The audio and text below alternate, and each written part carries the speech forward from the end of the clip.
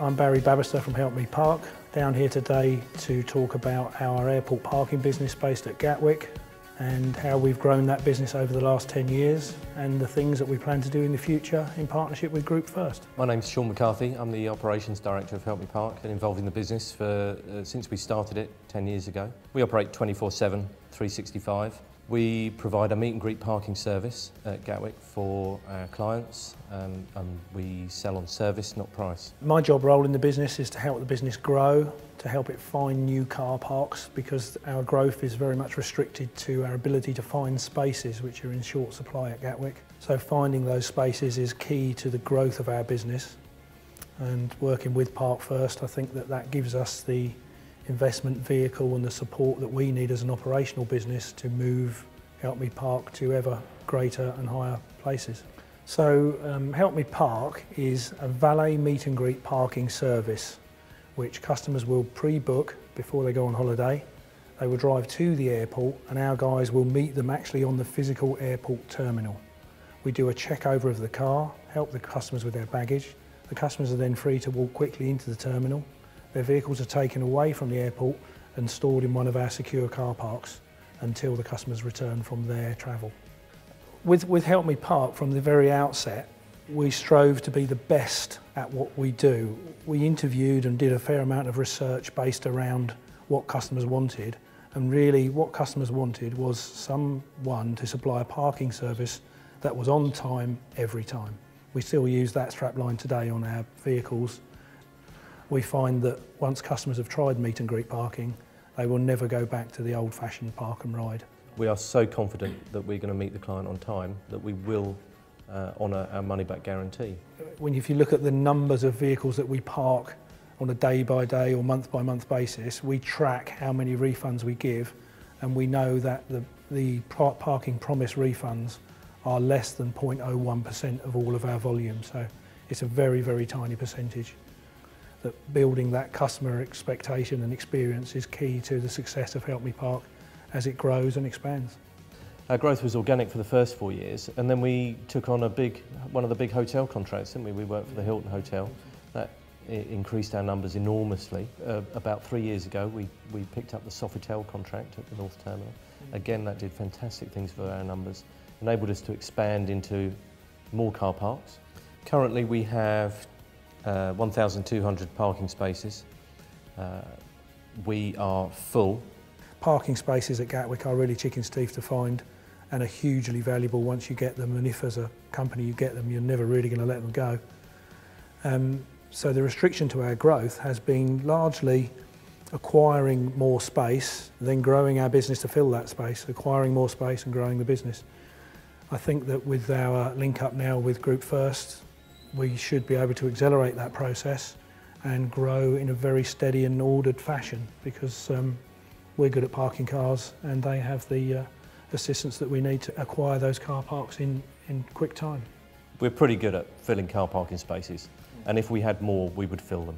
Yeah. And I think that is really what Park First is, the opportunity that Park First can give us. We had quite an interesting situation where the guys had got together, the management team, and come in and approach Sean and said, look, we really want to do more. We're doing more than we did last year and we don't feel like we're overrun. We actually want more. Can you find us more car parks? And we're saying, well, we're trying to. Gatwick Airport is the busiest single runway airport in the world. It services, I believe, nearly 40 million passengers per annum currently. It's having a steady annual growth. We're seeing that annual growth filter through into our business as well, because there are more customers moving through the airport every year. Under the current ownership, they've spent reportedly £1 million a day improving the facilities of Gatwick Airport. The improvements that Gatwick have made to the travel experience for their clients, it has delivered increases, I think 23 months of increases, regular increases in numbers of passengers going through, which is great for us. And we've seen our numbers rise steadily year on year, month on month, as more and more people are using Gatwick. Currently we have a market share of about 10–11% of all of the off-airport meet and greet parking. which doesn't include the airport's own meet and greet parking products.